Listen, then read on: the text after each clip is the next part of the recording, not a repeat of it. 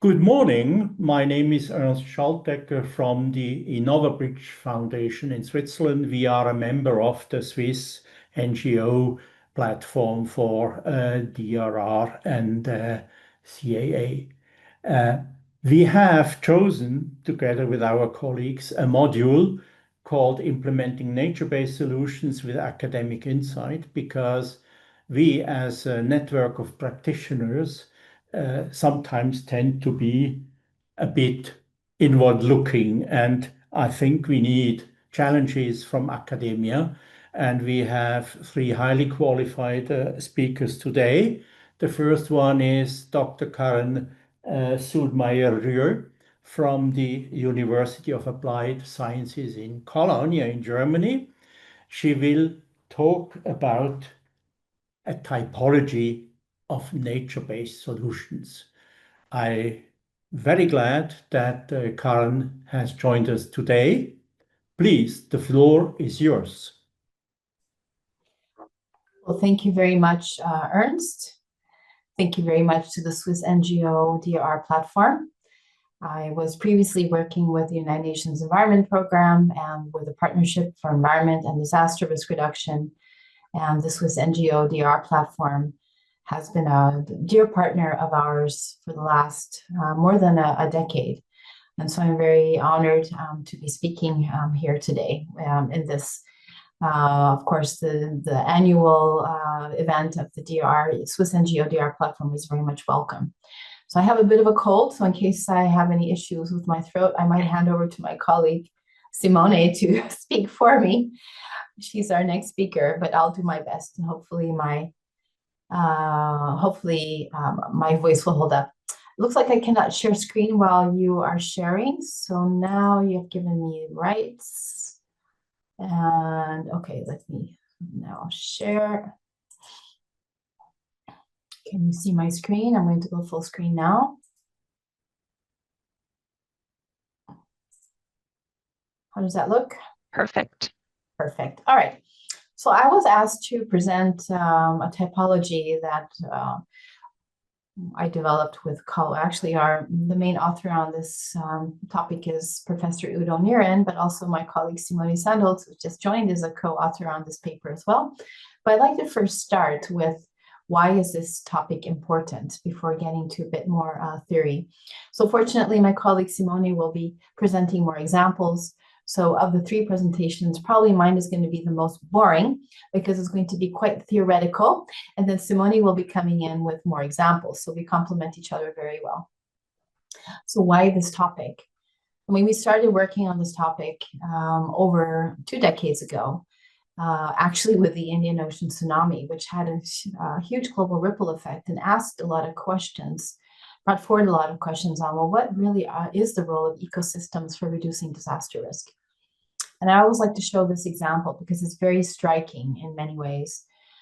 In Sri Lanka on the coastline, we had dunes that really protected an ecotourism resort, which is hidden here and behind the sand dunes, which is also habitat for our sea turtles. There were no casualties here, only 5 centimeters of water in the bottom of this ecotourism resort. And just a few kilometers down the shore was a hotel that had removed the shoreline dunes for better ocean views. There was a 7-meter wave and 27 people tragically died here. So we can really see the very protective role of ecosystems. And this brought out a lot of questions early on as to what is the importance of ecosystems. Here's another example that I like to use a lot. It shows a border between Dominican Republic here on our right and Haiti. And tragically, in 2004, there was a storm that hit the island at the same time, and there were hardly any deaths at all in Dominican Republic, only 18, which is still a lot, and thousands of casualties in Haiti. And the casualties in Dominican Republic were all people who lived on the border, who lived in a watershed on the border with Haiti.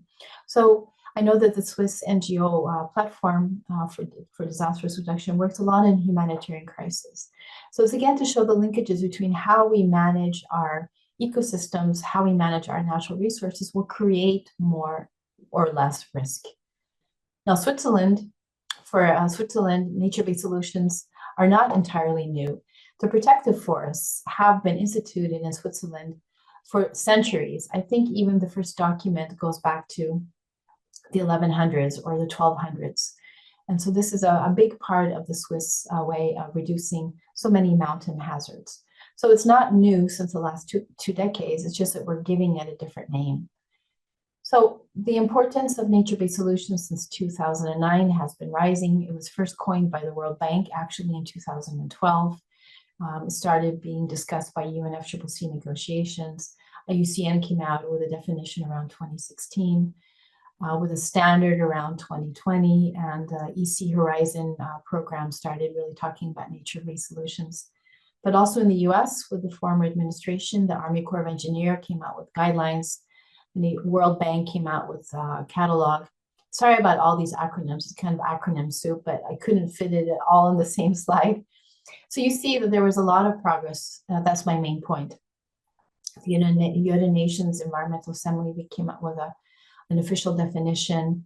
There were many pledges from the private sector, and including in the Global Biodiversity Framework. So nature-based solutions has really risen in importance since 2009. And I'm hoping, considering the current political climate, that it'll stay on top of people's minds. But there is a risk that it can go back. So just as a reminder, and I'm sure you've, and maybe yesterday also seen this definition of nature-based solutions, which was voted on by governments around the world.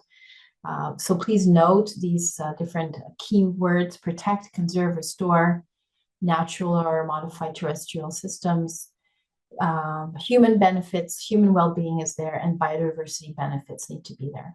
So just keep in mind if somebody says, oh yeah, solar power is a nature-based solution.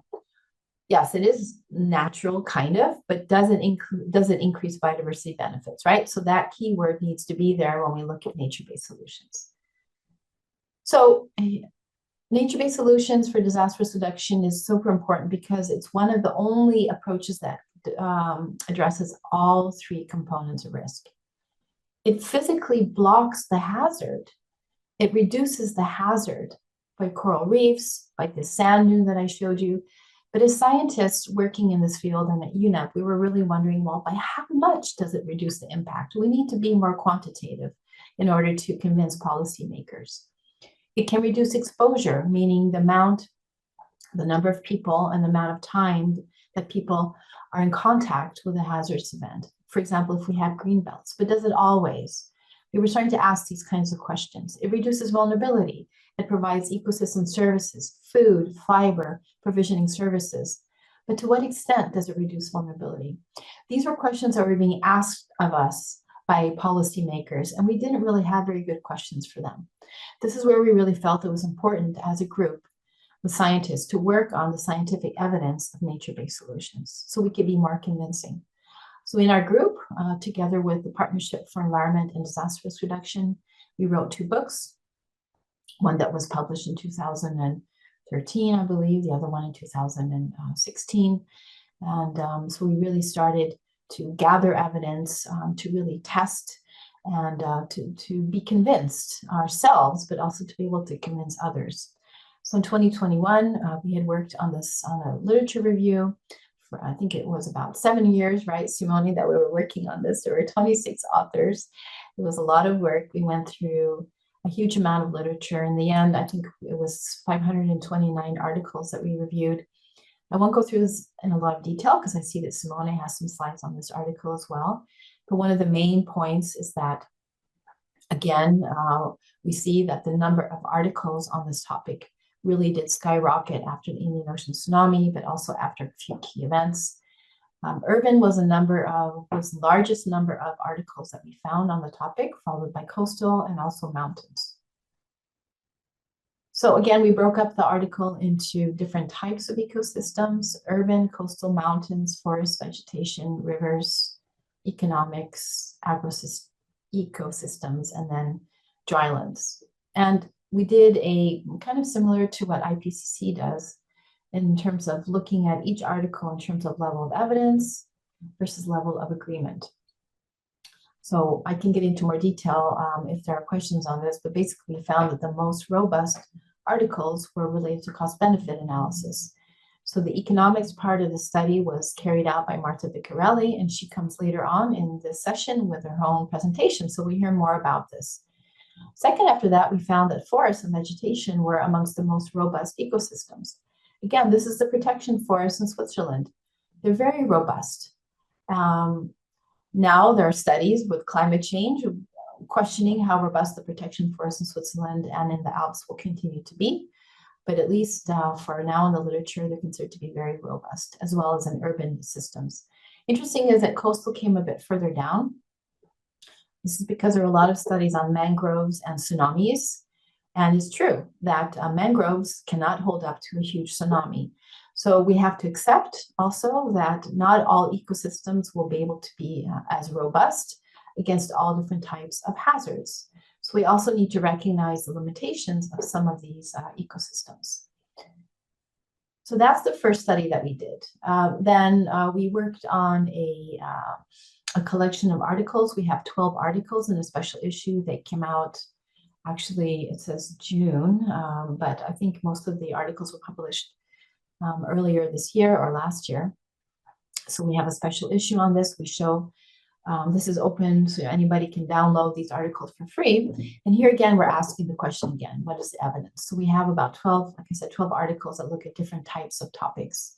Here's the article, Ernst, that you contacted me about, that you wanted to learn more about. So I'm getting to that, towards the typology of nature-based solutions. And then we also have a cost-benefit analysis that Marta Viccarelli did that she'll be, I think, explaining a bit later in the session. So getting to the typology that was led by our colleague Udo Neren, also at TH Combe. The objectives for this is to understand the type of NBS approach employed, understand the types of natural hazards that need to be mitigated, ecosystem services for hazard mitigation, the type of geographic and biophysical site conditions, measures and techniques to be adopted. So let me stop there. So this is basically the main objectives. These are a lot of the questions that we were all asking, and that policymakers were asking of us. Really? Okay, so how do we do this, right? These are kinds of questions. How do we do this? How is this really going to protect us? Can we really trust these ecosystems? Isn't it better that we just put up a wall? We can trust the wall, can't we? Or can we not? And what kinds of measures and techniques should we adopt in doing nature-based solutions? So for this literature review, it was a little bit different. It was really focused on more the how, and we were more focused on what really seems to work. So here there were 114 papers that made the final cut. And I know this is a kind of a terrible graph to show here on a slide, but agroforestry was one of the ones that was most mentioned. Ecosystem-based approaches, it's very close to what nature-based solutions are. Green infrastructure, nature-based, ecological restoration, bioengineering, protective forests are there, ecological engineering, environmental restoration. So you see that we see a lot of the different types of nature-based solutions for disaster risk reduction. Udo, our colleague, is calling them approaches. So here's a long list, right, of things that have been mentioned and that seem to work. Now let's get into a bit more detail. We also looked at the different types of hazards that are addressed by landscape units. So again, we see that forests and mountains comes out on top, again, pointing towards the importance of protected forests in mountain areas. Coastal were also highly addressed. Of course, most of the people in the world do live, I think, on coastal areas. Agroecosystems have also proven to be quite effective in dealing with various types of hazards. River and wetlands is an interesting one. In our study, it actually showed that it was difficult to show a direct correlation between protecting rivers, wetlands, and reducing flooding, having a lot to do with the catchment size, the type of hazard, different types of release periods. So this one was a little bit of a trickier one to analyze, but you can see that urban and drylands were also there in terms of our analysis. So Ernst, here's the typology that you were asking about. So this is what we came up with, is that if we're looking at nature-based solutions for disaster risk reduction, our recommendation is to think about it in terms of 5 different attributes. First of all, the approach, and I'll come back to that one later. What do we mean by that? The landscape unit I kind of already referred to, right? Is it urban? Is it forestry? Climatic conditions and biomes. I think most of us understand that. Ecosystem functions and services for hazard mitigation. In other words, is it going to reduce drought? Is it going to increase biodiversity? Is it going to increase our protection? And then finally, measures and techniques. And I'll come back to that one as well. So I'm going to focus on number 1 and number 5 in the next 2 slides. So here's a little diagram that I'll try to dissect a little bit. Again, this is a bit theoretical, but I think Simone will pick up with some nice examples that will illustrate these a bit better. So let's start on the top. The way we've broken this down is basically into 3 different types or different types of approaches. Are they goal-oriented? And they may not be necessarily disaster risk reduction focused, but quite similar. Climate change adaptation was also very much mentioned. I mean, the two are very much overlapping. Environmental management and climate change mitigation, right? Are we reducing the CO2 in the atmosphere? Now, these are very much mainstream approaches, but they have disaster risk reduction co-benefits, so we can kind of tag onto them. So here, you're seeing a little bit of a different term, and maybe you're finding that confusing, but when you specialize and look at exactly the types of ecosystem services that reduce disaster risk reduction, we call them ecosystem-based disaster risk reduction. We can consider that it's almost the same as nature-based solutions for disaster risk reduction. And let's see if there's a question on that. I'll come back to that later, what the difference might be. Let's see if anybody picks up on and has any ideas. You can put it in the chat. What do you think the difference is between EcoDR and NBS for DR? Let's see if anybody has any nice ideas on that. Put it in the chat, and I'll come back to that later. Now, directly, some of the main approaches are restoration, conservation, and integrated approaches to managing ecosystems for reducing disaster risk, and different types of sectoral approaches. It can be climate smart agriculture, bioengineering, or green infrastructure. So these are some of the groupings that we came up with in our paper. Now, on the last part, again, this is kind of a theoretical diagram, but at the landscape scale, what are the different measures and techniques for nature-based solutions? Or is it at the site scale, right? Is it the macro scale or at the micro scale? What different types of nature compartments, or I would say different types of biomes are used, or different types of natural phenomena or ecosystem services, flora, fauna, water, soil, landscape, what's used or in combination? Is it hybrid, nature-based solutions, or is it hybrid? Is it rooted in traditional local knowledge, yes or no? So these are some of the different attributes that can be included in nature-based solutions. So to give just an example, right, again, for mountains, at various scales, right? What are the various scales? Is it at the watershed scale? Is it at the sub-watershed scale? Or at the micro scale, right? So these are all different types of interventions that can be utilized. Either roadside gray infrastructure combined with deep-rooted grasses. Can it be planting trees on steep slopes, managing trees on steep slopes, for example, or land use planning, etc. Now, I'd like to skip to one more study that I find very useful on a different type of typologies. You can see different ways that people are thinking about nature-based solutions.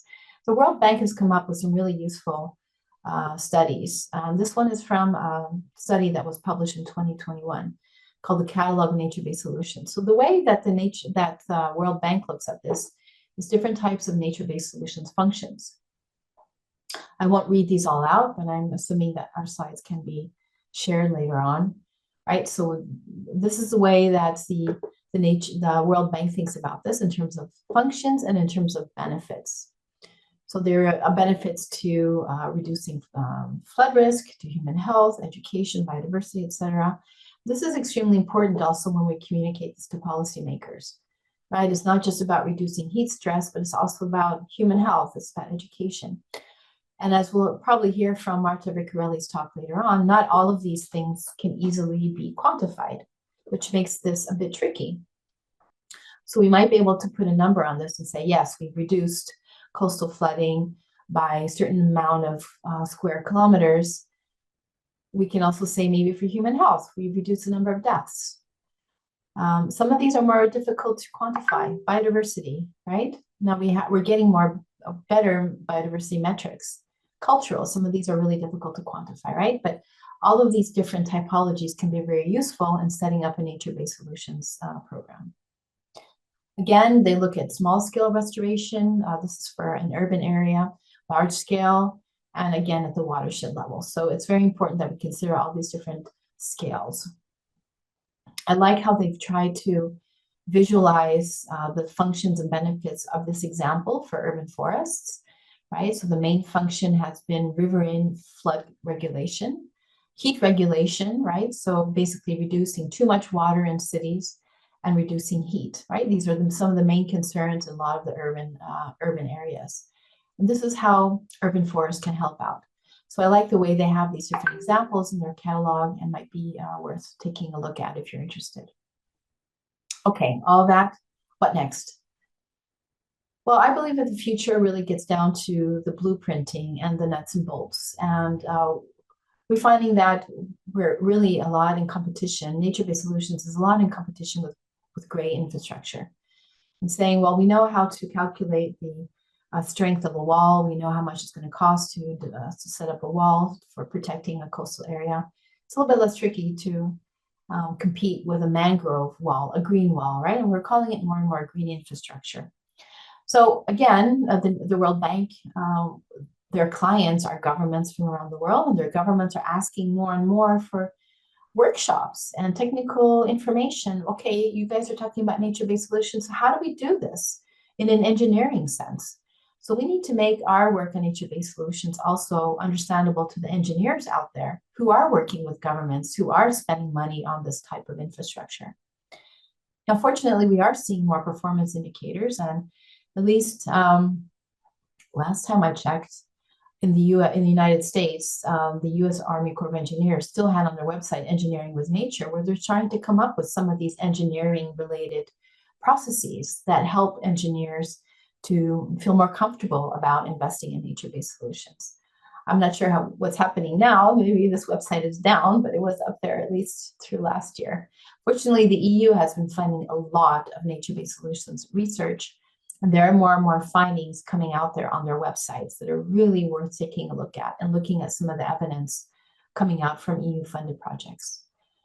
So I'd like to conclude by saying that there are multiple benefits of ecosystems as compared to gray infrastructure, culture, education, right? But we need to make them fit for purpose. They may not be, one ecosystem will work in any kind of situation. We really need to work together with ecosystem scientists, together with engineers and interdisciplinary teams to work together, because this certainly doesn't look very good for mental health, does it, having such a huge wall? Ecosystem-based approaches are also very important because they're connecting major framework agreements. They're really very commonality between the biodiversity conservation, disaster risk, land degradation neutrality, and climate change, right? These are common themes. This was developed by one of our colleagues at United Nations University as well. One thing to look for in terms of next steps is the next generation of the Sendai Monitor. The Sendai Monitor is the database that governments have to report on in terms of progress in reducing disaster risk. And unfortunately, green infrastructure was really just a small footnote. So I know now that the UN Office for Disaster Risk Reduction is doing a much better job in trying to figure out how to include ecosystems in the next generation so that governments really are encouraged to invest more in green infrastructure.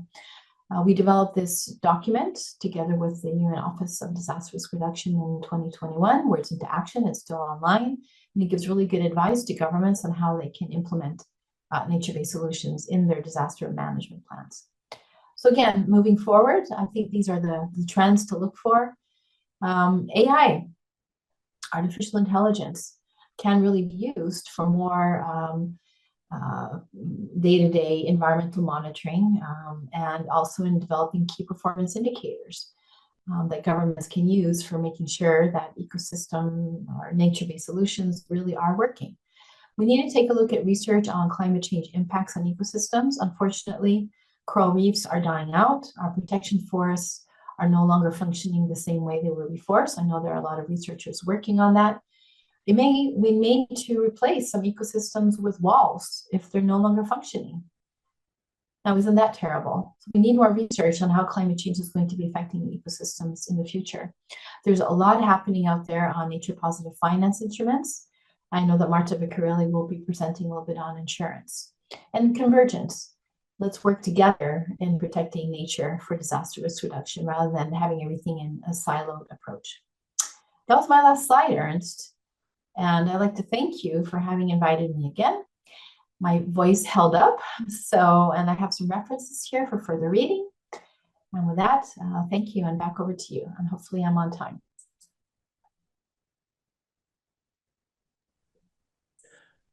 Many thanks, Karen. It was a brilliant presentation, and for a Swiss, it's also important that it's within the time frame. So we are very happy with it.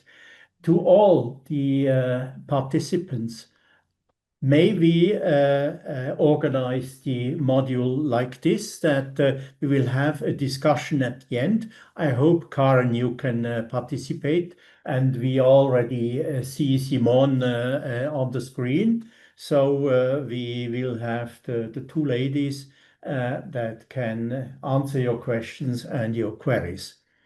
So Antonia, I ask you to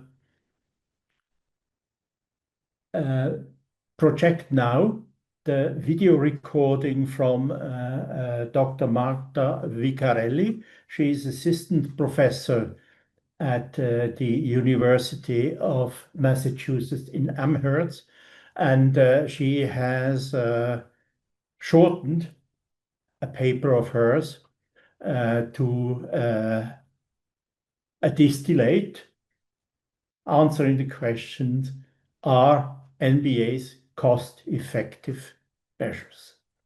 Hello, my name is Marta Vicarelli. I'm a professor at the University of Massachusetts Amherst, and I will give you an overview of the scientific evidence on effectiveness and cost-effectiveness of nature-based solutions. Let me share my screen. As you can see from this opening slide, I'm also affiliated with the Euro-Mediterranean Center on Climate Change and the Naturance Project, which looks at the nexus between insurance and nature. At this QR code, you can learn more about this project and the strategies examined in this European-funded initiative. To start my presentation, I would like to briefly outline the definition of nature-based solutions, which is at the foundation of my research and my work. I'm referring to the definition by the Fifth United Nations Environment Assembly that looks at nature-based solutions as actions to protect, conserve, restore, sustainably use and manage different types of ecosystems: terrestrial, freshwater, coastal, and marine ecosystems. They can be natural or modified. The goal of these interventions is to address social, economic, and environmental challenges, but also to bring co-benefits. For instance, providing human well-being, ecosystem services, resilience, and biodiversity benefits. So the question is, are nature-based solutions effective? Are they cost-effective in increasing resilience? A significant barrier is that the scientific evidence is dispersed, scattered across disciplines in physical, natural, and social sciences, and is therefore also difficult to convey this information to policymakers. Luckily, the number of publications, scientific publications on nature-based solutions has been increasing over time, and you can see in this time series that the number has been steadily increasing from the early 2000s, with upticks after major climate change policy initiatives and nature-based solutions milestones. For instance, you can see here after the Sendai Framework for Disaster Risk Reduction increase, also after COP21, which is the Paris Agreement, and again after the European Green Deal. With the growing number of scientific studies on nature-based solutions, we were able also to develop global reviews of the existing literature. And I present to you two examples. a 2020 paper produced by a group associated with Oxford University that found strong evidence that nature-based solutions are effective in enhancing climate change adaptation. And a 2021 study led by Karen Soudmayer, who is one of the speakers today, and a study that also included Simone Sandholz and me, and Simone is also a speaker today. And this study found strong evidence that nature-based solutions are effective in mitigating disaster risk. So the title, Scientific Evidence for Ecosystem-Based Disaster Risk Reduction. With growing evidence, we observed growing support toward nature-based solutions. And in this timeline, I provide some examples from the UN Biodiversity Conference and so international legal framework agreements to regional national policies. For example, publications by the former US administration, the Biden administration produced a report on opportunities to accelerate the adoption of nature-based solutions. But we also have interest from the European Union, the Green New Deal, publications by the World Bank, where we can also find a very strong group working on nature-based solutions. I bring here also an example of these types of publications. You can access this document here. This report published by the Biden administration and to which Karen and I contributed integrates academic and practitioner perspectives. We evaluated the effectiveness of 23 nature-based solutions in relation to different types of risks, and the document provides interesting recommendations and implementation strategies. The European Union has also published about nature-based solutions, and in this document on scaling up nature-based solutions, the authors highlight the strategic importance of NBS for EU policy. And nature-based solutions are presented as a win-win for climate adaptation and mitigation, biodiversity, and human well-being. You can always access the publications at this QR code. So what about the cost effectiveness? Now we have so much evidence about their effectiveness. Are nature-based solutions cost effective? And I'm sharing here the results of a study that I led and to which Karen participated. In this study, we performed a global review of peer-reviewed literature that examines the cost effectiveness of nature-based solutions. This map shows the observation. The dots are observations associated with studies in our database, and yellow dot correspond to studies that found that nature-based solutions are cost-effective. The blue studies, the blue dots correspond to studies that found that nature-based solutions are sometimes cost-effective. In practice, 71% of studies found that nature-based solutions are always cost-effective. 24% of studies found that nature-based solutions are sometimes cost-effective. No study found that nature-based solutions are systematically not cost-effective. In our database, we also found that 39% of studies compare nature-based solutions with engineering-based solutions, and the results show that 65% of studies found that nature-based solutions are always more cost-effective than engineering-based solutions, and 26% of studies found that nature-based solutions are sometimes more cost-effective than engineering-based solutions. No study found that nature-based solutions are less cost-effective than engineering-based strategies.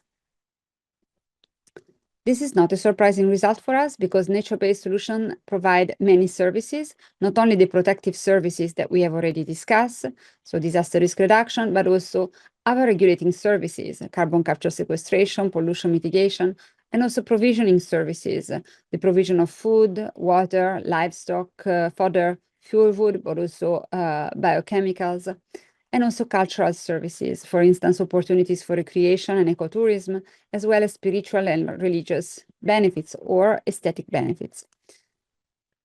So the results of our study show that nature-based solutions there is strong evidence that nature-based solutions are cost-effective, and yet the benefits are still understudied. So our results could actually underestimate the cost effectiveness of nature-based solutions because the benefits according to the publications in our database, the benefits are often understudied. And also, when the benefits are studied, they are often underestimated.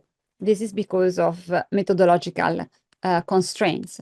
For instance, only 30% of studies in our database performed some form of equity assessment or distributional analysis, distribution of benefits analysis, and only 22% of studies performed a cost-benefit analysis. We also looked at property rights, meaning who manages the nature-based solutions, and we also looked at sources of finance. In this graph, dark blue means public, teal or light blue means private, yellow means mixed, so private and public. And what you can see at a glance, chromatically, is that on the property rights side, the dominant color is yellow. So in terms of management of these resources, we see predominantly a mix of public and private management, public-private property rights. In terms of sources of finance for these interventions, the dominating color is blue, meaning that the public sector is the primary source of financing for nature-based interventions. This is limiting, and a key question is really what mechanisms can help bridge this current gap in financing for nature-based solutions, with particular emphasis on private sector contributions. My final message is that probably from an academic standpoint, what I can see is that probably strengthening valuation methodologies to really truly assess costs and benefits of nature-based solutions for climate resilience could pave the way, could offer opportunities for additional funding and financing opportunities, in particular contribution and involvement of the private sector. The presentation can end here, and I provided additional resources at this page. If you're interested, I added a few more observations and considerations based on studies that we are performing here in Massachusetts, and I will show them in the following slides. We implemented a survey on Massachusetts municipalities to understand what are the challenges, the obstacles, and enabling factors for the implementation of nature-based solutions. And the results of our work can be found at this QR code and include reports and an article. We asked municipalities what type of green infrastructure nature-based solutions they have implemented and or they are planning to implement.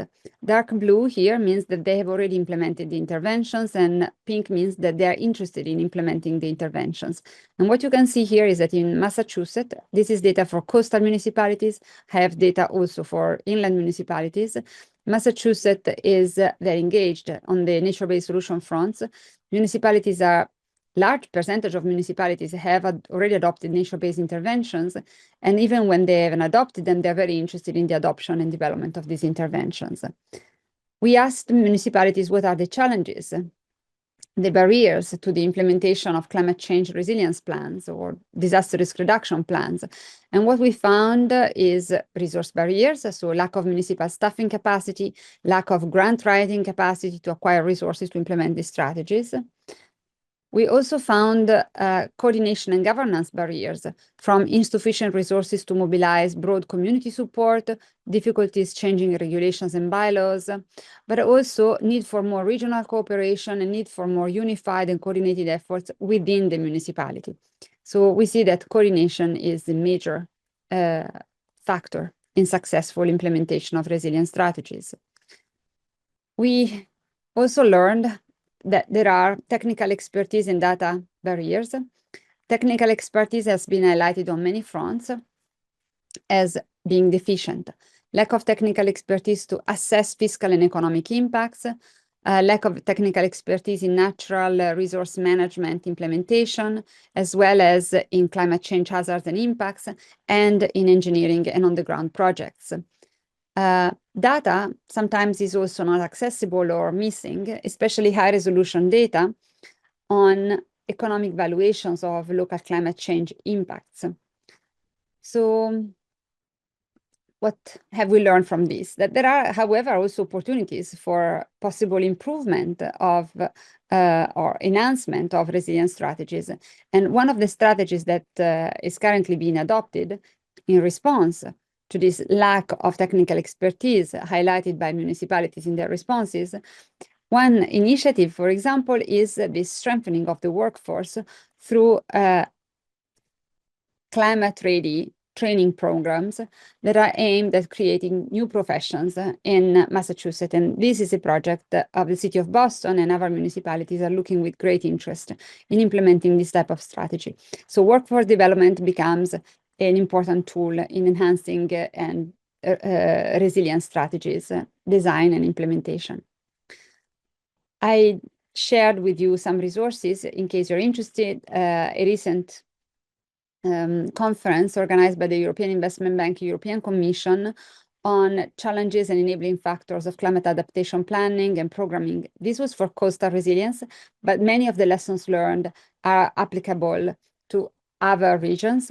And there is strong emphasis on the financing aspects of the implementation of these strategies. And with this, I'm going to end my contribution. Thank you very much for inviting me. I'm very grateful for the invitation. Please don't hesitate to contact me if you have any questions. Bye-bye. Thank you, Antonio, for having shared this video recording from Marta. I'm not sure whether Marta will put an early bird shift because it's only 5:45 a.m. in Boston now. But let's hope that we can join for the discussion. Very interesting, the two first contributors came to similar general conclusions. Karen mentioned the multiple benefits of NBS, and Marta stressed the importance of co-benefits, and that we tend to either understudy and underestimate these co-benefits. So with these two contributions, we have ample time to listen to Simone Sandholz. She is at the United Nations University for Environment and Human Security, and she will present a paper that the data demonstrates robust links and cost effectiveness between certain ecosystems in reducing specific hazards, something that was revealed to be particularly true for the role of vegetation in the stabilization of steep slopes. Simone, are you ready? I am, and I hope you can hear me. Yes, I do. And Okay, the floor is perfect. yours. Awesome. So if possible, I would share my screen. And yes, thanks so much for the invitation. And you already kind of spoiled that I might come to comparable conclusions as the other two speakers, which I think is not very surprising given that we're also working together quite a bit. So in that sense, it's also interesting exercise for us to kind of present things that the other one would then take up on, and that also things we have mutually been authoring. So as Ernst said, well, pleasure to, thanks again for the invitation. But as Ernst said, I'm going to focus a bit on the scientific evidence, but having heard the other two speakers, I just also added a few additional thoughts on the uptake and on the co-benefits and the multiple benefits and how far that is already being picked up in policy, which is exactly what we are doing at our institute. So yes, I'm from the UN University, particularly from the Institute of Environment and Human Security, but together with my colleague Fabrice Renaud from the University of Glasgow, I'm also co-leading the EcoDR thematic group in IUCN's Commission on Ecosystem Management, which I actually inherited from Karen. So there's long-term relationships that you can see. I'm going to focus on a few topics. I'm going to start sorry, on the demand, no, sorry, and then the subtitle is absolutely wrong here, sorry for that. Then on the evidence, give some examples, and then focus on the outlook. So why is there a demand for eco-DRR? And I know you've already been talking about it, and the previous speakers have addressed it a bit, but I still want to recap that ecosystem-based approaches or nature-based approaches are contributing quite significantly and have quite significant potential to reduce disaster risk. And according to the IPCC, from where I borrowed this figure, disaster risk is being divided into disaster risk is being divided into vulnerability, exposure, and hazards. So the hazard, for instance, being the landslide or being a flooding, and the exposure then being people at, well, being people living, working, in that particular area at risk, living in fragile conditions. But from the aspects I have now circled in red, you see that among the actions to reduce either of that, there are things we can determine as nature-based solution or as ecosystem-based disaster risk reduction. So for instance, to reduce hazards, it's explicitly mentioned here, and that again, I want to stress is from the IPCC, ecosystem-based measures to reduce flooding, but also mangroves to reduce coastal storm energy and reduce coastal flooding, and water reservoirs, which we could consider a bit of a hybrid solution here, which might not be fully nature-based depending on how it is being constructed, but it comes with a strong potential to buffer low flow and also water scarcity, so too much or too little water in that sense. And with respect to the exposure, we see that risk-sensitive land use planning is a key component. So I'm coming from a background in an urban and regional planning, so the way we plan our land resources has a significant impact on risk reduction, and vegetation, where to put it and how to do that strategically, is very much also linked to ecosystem-based disaster risk reduction. So there's multiple ways of doing so. You see how much Karen, Marta, and I am aligned. So I'm running over a few slides that the two of them have already extensively mentioned. So we all three went back to the UNEA definition of nature-based solutions, which is just because it's so fundamental, as it was the first time there was a globally agreed definition thereof. And that definition also says that NBS, nature-based solutions, contribute to deal with both climate change, so ecosystem-based adaptation, but also with disaster risk, so ecosystem-based disaster risk reduction, but also multiple other benefits, which is the co-benefits the previous speakers have been talking about. And I'm always a bit reluctant talking about co-benefits because they only become co depending on the perspective we take on looking at these NBS. If I'm coming from a climate perspective, then the climate adaptation is not the co-benefit, it's the benefit. And then the DRR might be the co-benefit. So it's more the human perspective on it, which is why well, there's also a strong potential to integrate, particularly the perspectives on how we look on it from the disaster risk and from the climate adaptation side.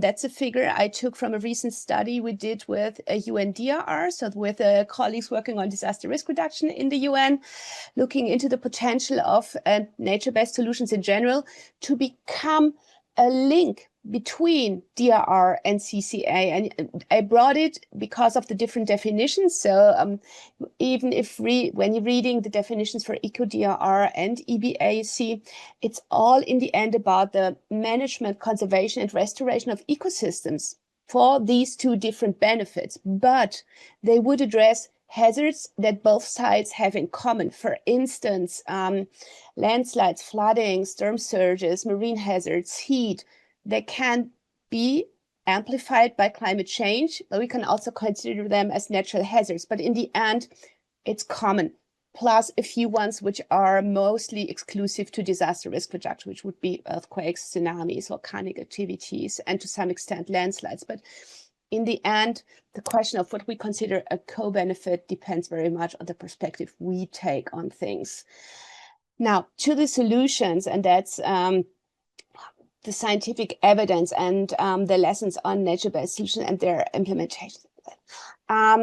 So you recall the study we did that was already introduced by Karen, and then Marta also touched on it to some extent. So we did this global study a couple of years back where we involved a lot of researchers led by Karen at that time. So it's also quite funny that we mutually present things that the other one has been working or leading on. And we looked into different ecosystems and how far there are already scientific publications around it. So the graph on the right, the two other speakers have already looked, have already addressed, explaining quite well how far the number of publications have been rising over the last years. And if we extend it, we would see it's rising even more so. But the interesting part here is perhaps the one on the left, because we identified different ecosystems where there have been publications on disaster risk reduction to different extents, though. So I was leading on the urban one, which surprisingly then became the most, not the relevant one, but the one with the most publications. We looked into coastal ecosystems, mountain ecosystems, including some publications from Switzerland, for instance, forest vegetation, rivers, but then also into economic aspects, into agroecosystems, and then into publications that were addressing multiple ecosystems, plus drylands. You see the number of publications has been hugely different. But we also assessed how far there is agreement and evidence. Karen had already explained, we there applied a methodology from the IPCC, and you see that in terms of robustness, the economic benefits of eco-DRR are striking, even if there's a comparable low number of publications. So there is no doubt that eco-DRR is economically viable solution, including compared to other approaches. We also see, in general, on the left side, that in either of these ecosystems, there's a quite high level of agreement that eco-DRR is beneficial. And if you look at the figure at the table on the top right side, you see that the level of agreement, that's the green bars, that there is quite a high level of agreement. There are sometimes publications which are either inconclusive or a non-agreement.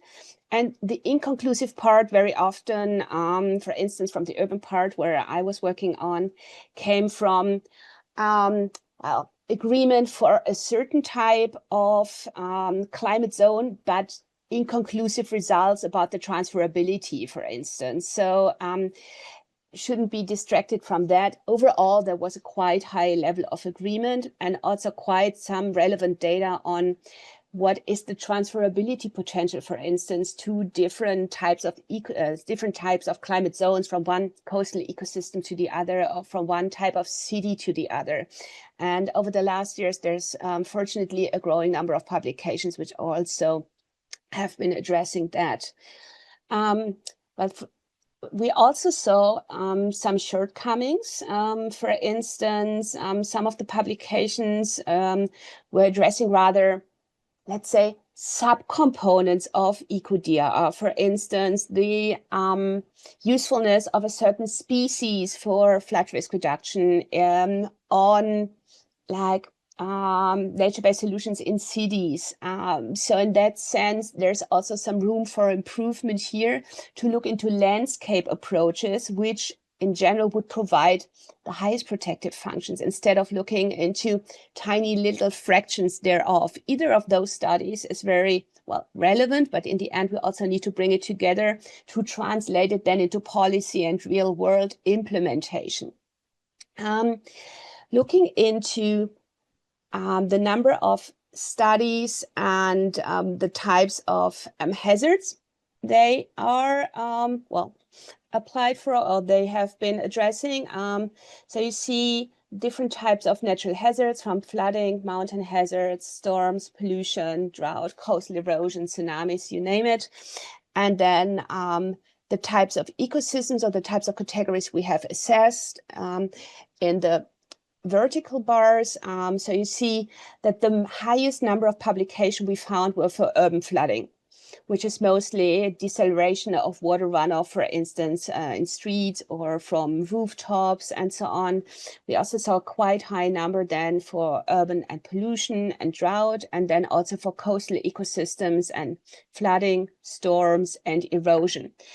And for mountain ecosystems, and obviously mountainous hazards, which was mostly rockfalls, stonefalls, also to some extent landslides, but very much limited to coastal ecosystems.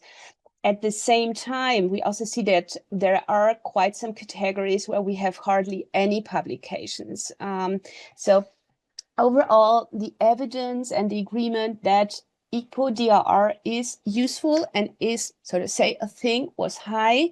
But when looking deeper into it, we also still see some gaps for particular applications. So for instance, there's still quite little around sea level rise or even, well, obviously then also different types of earthquakes and also wildfires with the exception of forest ecosystems, but very little around other types of ecosystems.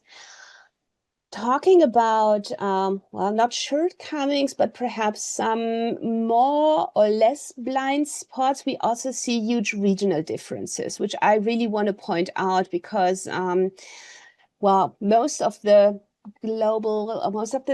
most disastrous global disaster events induced by natural hazards have been in global south countries, which unfortunately is the regions where we have least publications about for various reasons. But what you see here on the world map is that we have most publications really from the Northern Hemisphere, which is also due to the fact that these researchers might be publishing more in international journals, also because of accessibility and funding. But that does not mean that there's no implementation potential in other countries. The contrary, the opposite is true, actually. But unfortunately, there's quite some need for having more publications around it, or a different study that would look into the gray literature as well, which, however, is not that much rigid in reviews and so on. But what you see is really this strong focus on Europe and Northern America, and to some extent, then also on China, where, for instance, we saw a huge number of publications on so-called sponge city approaches, which is then again on urban flooding. Well, that was one of the key findings here as well, but overall striking potential of eco-DRR across ecosystems. Now, let's dive into a few cases, because so far we've all been talking about the potentials and the co-benefits. How would that look like in reality? These examples are now partly taken from UN publications and then also partly from a survey or an analysis we did with UNDRR. So this one would show you different types of hazards across different types of ecosystems, and then also the potential of ecosystem-based approaches for disaster risk reduction for either of these. But the solutions would look a bit different depending on the conditions. So for instance, going from the left to the right, for mountain ecosystems, they might be at risk of wildfires or landslides, and to protect them for landslides, Karen already named it, protection forests to stabilize the slopes and also decelerate the water runoff. For river and wetland ecosystems, there is usually a very high flood risk. So for instance, looking into restoration of wetlands is a very viable option to absorb and filter flood waters. Farmland ecosystems might suffer from a drought and flooding, often at the same time and in different periods of the year. So agroforestry systems that you do make better use of soil moisture and reduce evaporation is a good approach here, among many others, just naming a few examples. For urban ecosystems, they often suffer from peak heat and flooding. So again, restoration of water courses, implementation of green spaces would be very good for either of those. And then for coastal ecosystem, we've already been talking about erosion, flood risk, storm risk. So protection with mangrove, for instance, again, viable option. I'm getting back to that. So bottom line here is there are potentials for eco-DRR in either of these ecosystems. And for instance, this one here is taken from a global study on coastal flood protection with mangrove, which found that mangroves annually reduce property damage by more than $65 billion and can have the potential of already do protect more than 15 million people. But if we do lose more mangrove, then more people and property and assets would be at risk of being damaged. And locally, there can be even bigger differences. But overall, huge protective functions of mangrove, even of existing ones and of newly planted ones. And one country that has identified this already is, for instance, the Bahamas, where mangrove protection is very high up on their agenda. So that's why I'm bringing this example, for instance. And mangrove provides coastal protection already for 15% of the Bahamians, and also has a substantial role in protecting coastal communities to sea level rise. So in that sense, that's one of these previous studies were one of the key drivers for then translating that into their policy making. Another example is drought. And here's an example from Kenya, where climate change induced now shifts in rainfall patterns have resulted in longer drought periods followed by more severe flooding. So even if the annual precipitation in numbers doesn't change very much, the patterns change, and that does make the difference of having stronger, like heavier droughts and stronger rainfalls. And as a compensation mechanism, local livelihoods then became increasingly unsustainable, and as a compensation mechanism, unsustainable farming, overcutting of trees, and resulting loss of topsoil were putting people even deeper into poverty spirals. So what was implemented was so-called sand dams, which is a nature-based solutions, and a low-cost water harvesting technology, which allows to transform these dry lands and also establish clean water resources for the local communities. So, and the drinking water provision we can also then consider as a co-benefit of the disaster risk, which are to overcome, well, a benefit and a co-benefit at the same time to overcome the drought periods. Looking going lower, let's say on the scale, looking into sub-national scales. One of the first global studies that did prove the economic viability of eco-DRR was New York City, actually a couple of years back, when the city was faced with the decision whether to redo their whole sewer system, and that can be very costly, or to add nature-based solutions. In that case, they called it green infrastructure, to the existing one. And they did a feasibility study, which resulted in cost estimations of $6.8 billion for redoing the whole sewer system, of $5.3 billion to add nature-based solutions to the existing one, making it a hybrid approach by adding green rooftops, sidewalks, wetlands, and ponds. And that is exactly what the city went for. And that economic calculation did not even include the long-term benefits of nature-based solutions. So in reality, the benefits would be even higher. But I like to use this one as an example because this became really a kick-off for many other cities copying what New York City started to implement because of the feasibility and also the economic viability.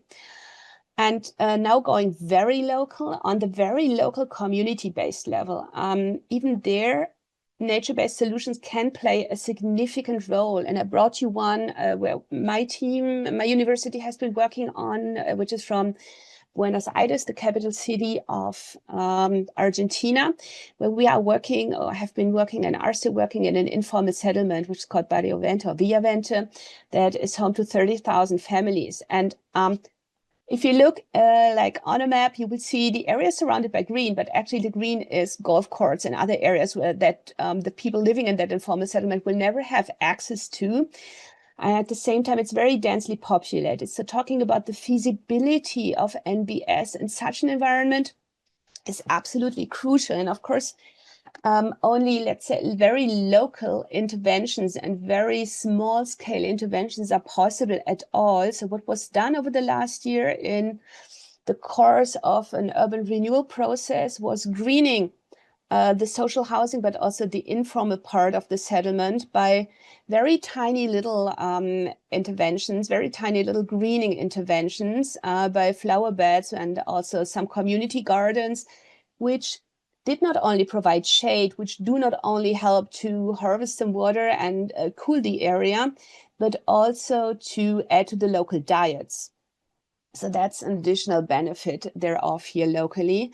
So this is how the area now looks like. One other intervention, for instance, was shading a schoolyard, which now helps from protecting against high temperatures in summer. And the temperatures are getting way higher over the last years. This is, by the way, also accompanied by local temperature measurement systems because there is none in this informal area.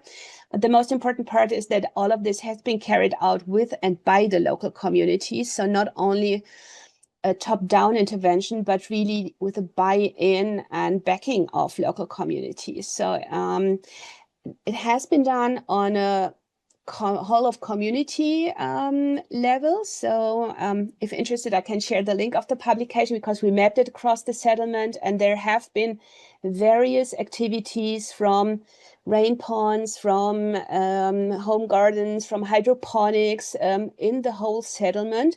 Also linked to environmental education activities of training the local community how to do it, how to sustain this, and also involving different age groups, plus even painting some murals that showed their own successes and how they did it. So to kind of also share that. And in the long run, we see, and I brought you a quote from a study that we did, which was more of a qualitative one with expert interviews, that people start perceiving the difference locally, and it's becoming a thing. So one local community member shared with us that people now are really proud of having these plants, that they are enjoying nature more because they now have, and that they gather and share their mate, which, if you know, Argentina is the favorite drink, which is really embedded in their culture. So it's very close to also, let's say, their cultural habits. And they also say they're facing less heat now in summer. So with that pride they take in it, the long-term sustainability of such interventions would also be much higher compared to top-downish implementations that are perhaps not having that much of a local backing and where local communities might not be involved in their maintenance. And I brought to that example also because it was gaining international attention, and the community has won 3 international prizes, including one at last year's climate conference. So it's a mix of climate change adaptation, but also risk reduction.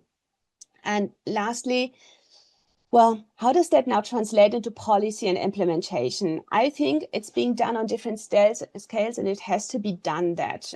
So on the one hand, we do see bottom-up potential, as I showed you from Buenos Aires. And in that sense, we do not only have to talk about the effectiveness and the economic viability of eco-DRR and NBS in general, but also about their relations with society and how far we as society or how far communities are aware of these benefits and aware also of the effectiveness, and that this really does pay off over time.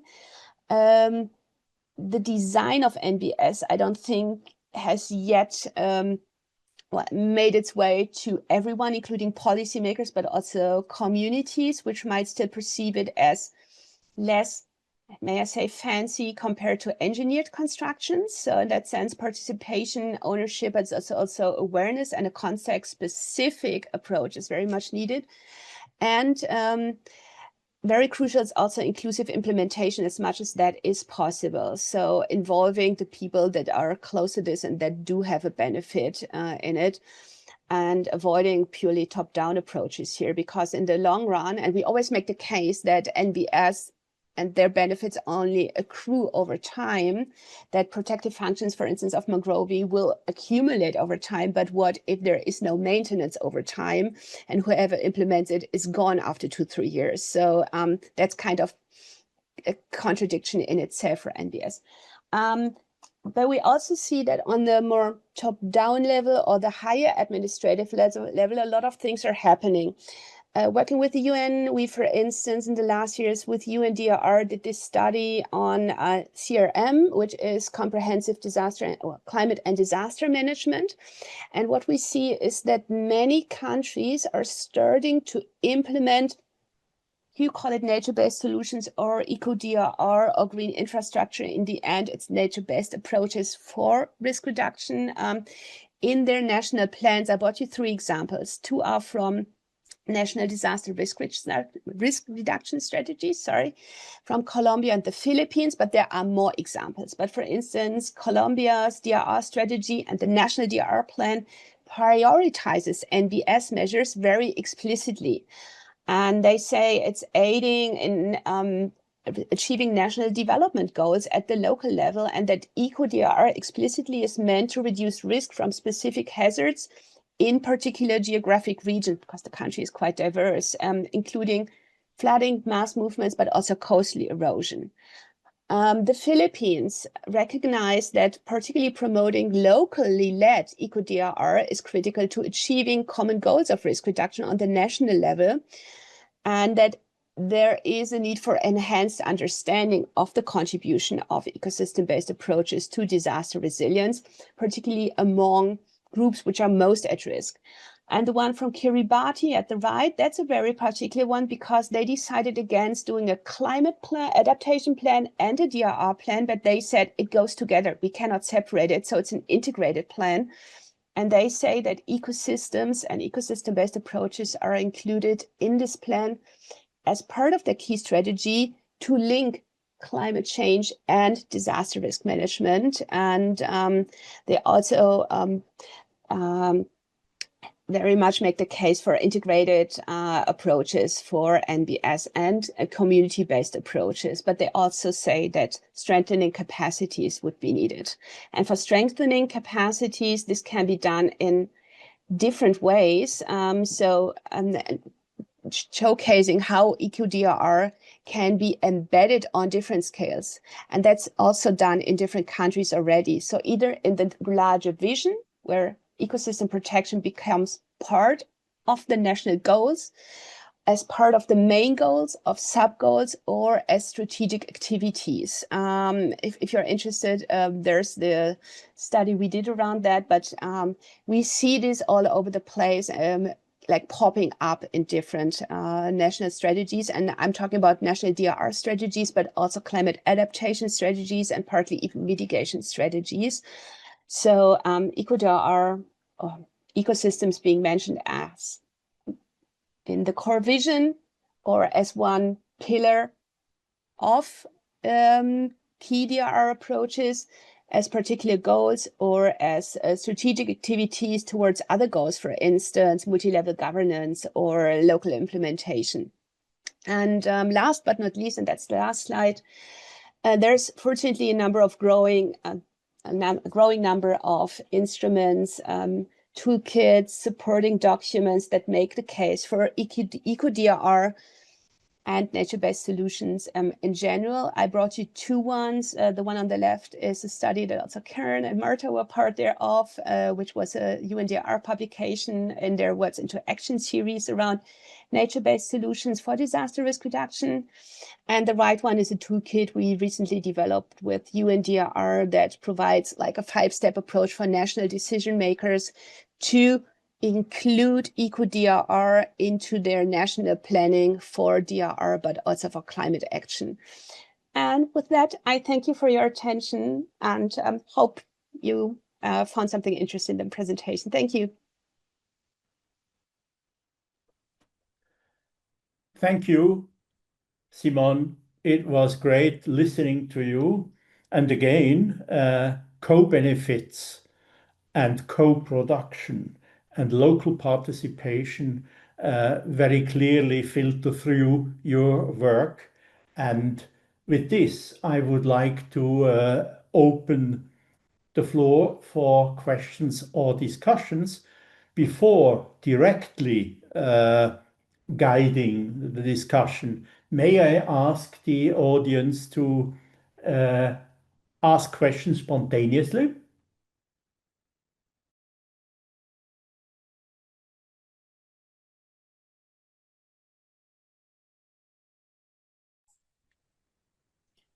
Looks like it's all crystal clear, Ernst. And I didn't hear anybody asking any or suggesting any difference between EcoDR and NBS for DR, because we kind of interchanged them both, but it looks like I don't have any suggestions on that, but that's okay. Yes. Or I may first ask, would somebody from the NGO practitioners present here comment on the categorization or the typology of NBS? How useful is it for your daily work?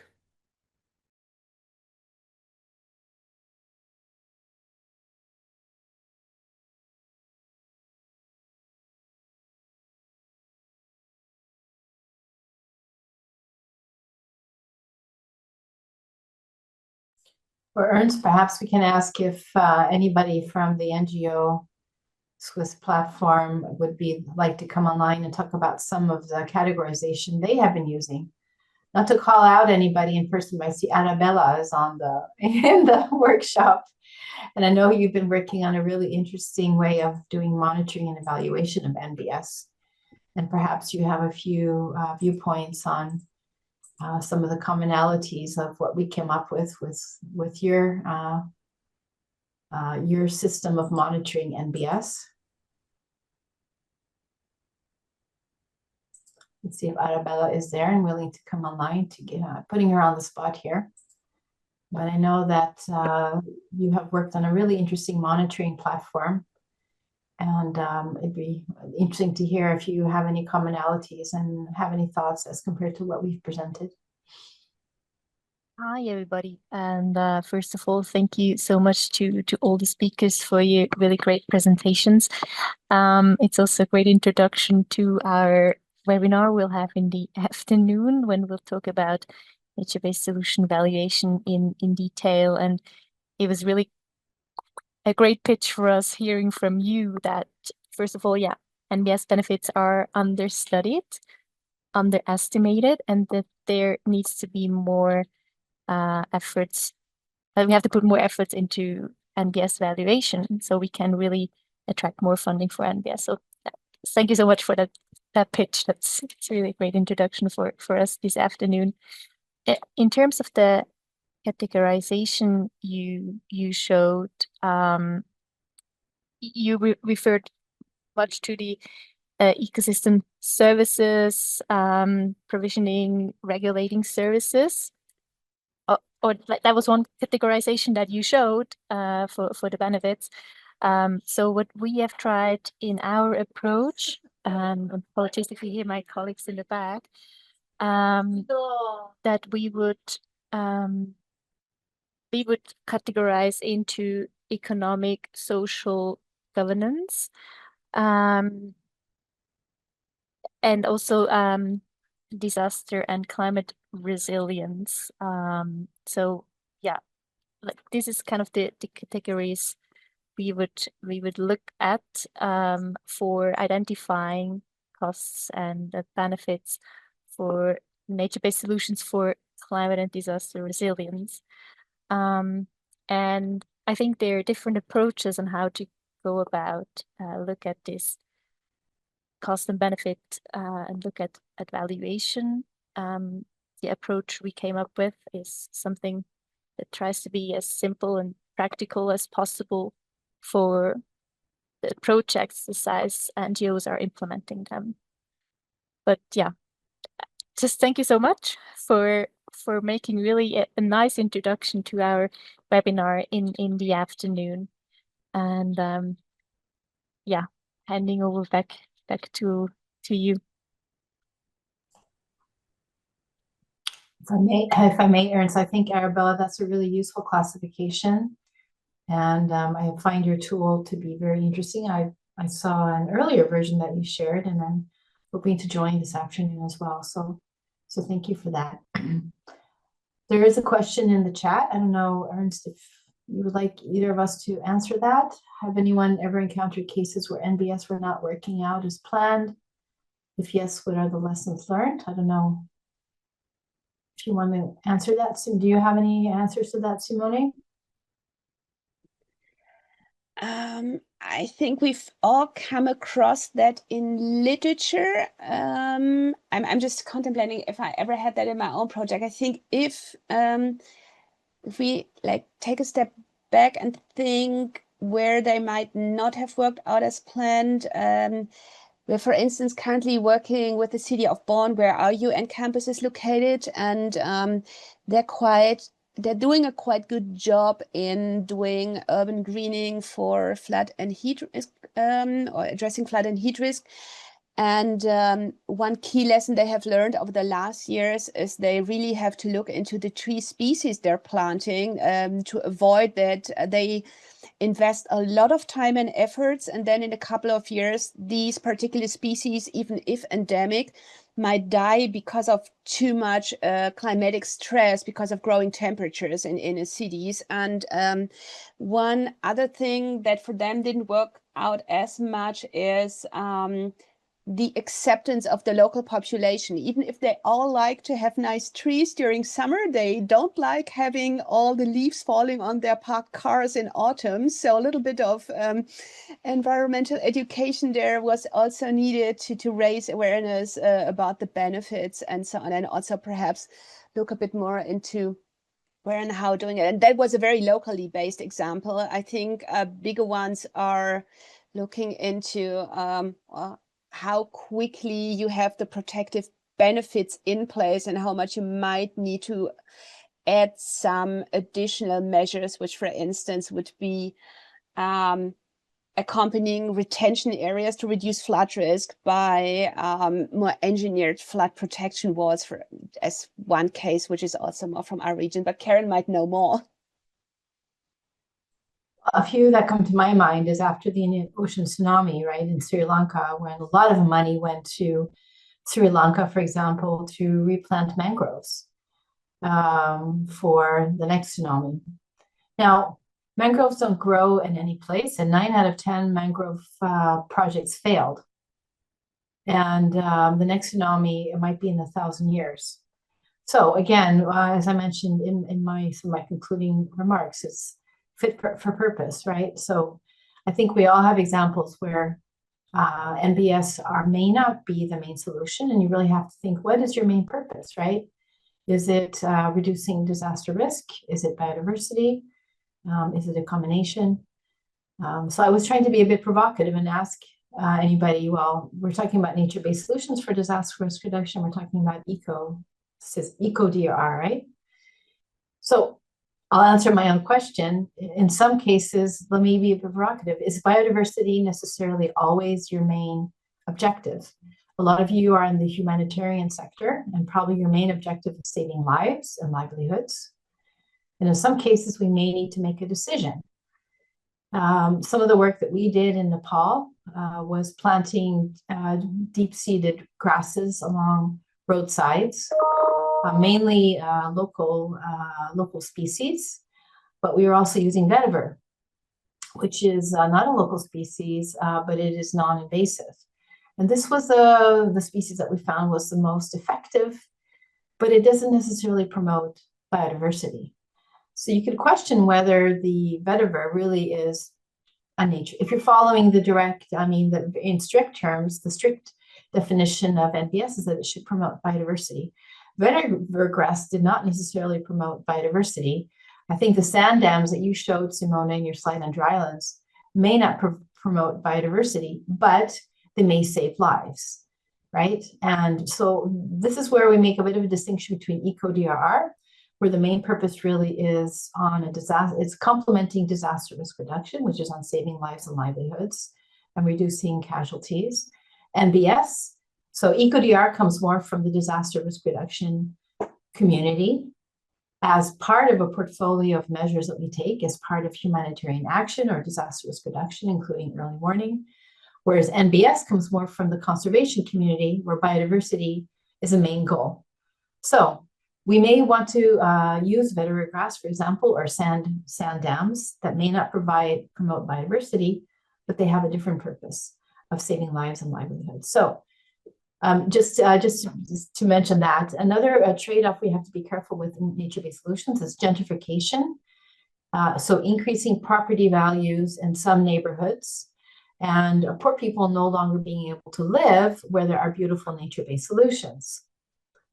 So we have to be a bit careful on that as well. So the NBS might work out, but you may be reducing social equity. So what do you mean by not working out? So we also have to be very careful about social equity. So I'll stop there, and I see there's a question coming in French. So Ernst, I don't know how you want to handle that, but that was, I think, our answers to the first question. I do speak French, so I can help with that question coming in from Mr. or Miss Abdoulaye. So I guess one of us presented a map from Africa.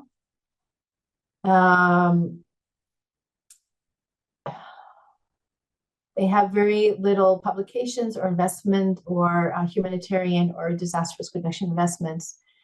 And many countries in, like, for example, Chad, are confronted by major issues related to drought and flooding, how to help these countries with nature-based solutions. So that might be a question to Simone, because I guess you're the one who presented the map from. I think that one is referring to the map from our publication, where there was very little like evidence from certain countries, but also very little studies done. Oh man, yeah, if I only knew a good answer to that question, which I think is a very crucial one. I think on the one hand, it's what I presented is evidence from scientific literature. I think there's a wealth of studies and also projects that have been implemented that might not be public, or that might not be shared that much, because usually if you do a project, you might not be, your key goal might not be sharing that information about it later on.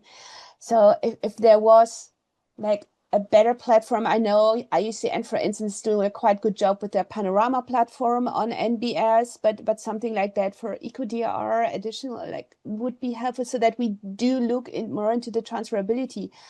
And I also feel that, well, you obviously are already working on it as Swiss NGOs, but there are more NGOs and also international donors that could invest more and trust more into NBS solutions. I do see this has been growing over the last years, and Karen presented, for instance, from the NBS publication that the World Bank did. They do invest in this right now. It has been different a couple of years back. We're, for instance, right now working with the African Development Bank and a project in Mozambique. They also shared that they do have an interest in NBS, but perhaps we can accelerate that a bit more. But honestly, I don't have the perfect solution for that right now. Yeah, I mean, I think this is a collective response to give to the question. There's as you mentioned, there is a really interesting study that the World Bank just came out with. I know that they're not always the solution to everything, but when the World Bank starts to put money into something, then things tend to move, hopefully for the better, since they are now looking into nature-based solutions. Let's see if I can find, there's just a recent study that they came out with looking at sub-Saharan Africa. So I think you can probably Google that. I found it on their website. I'll see if I can find that. But maybe there are some folks from the Swiss NGO network for DR who are working in sub-Saharan Africa and who would like to come in on that question. Otherwise, back to you, Ernst, for concluding remarks, perhaps. Our session is coming to the end. Thank you very much, Karen and Simon. Your contributions have been captivating, and I'm sure you have got some take-home messages for the NGO practitioners. A big clap hand. Antonio, Antonio, could you please show yourself? Our tech host has brilliantly organized this session, and I'm glad it went so smoothly. And I will get back to the 3 contributors in writing. But anyway, I have learned a lot. Thank you.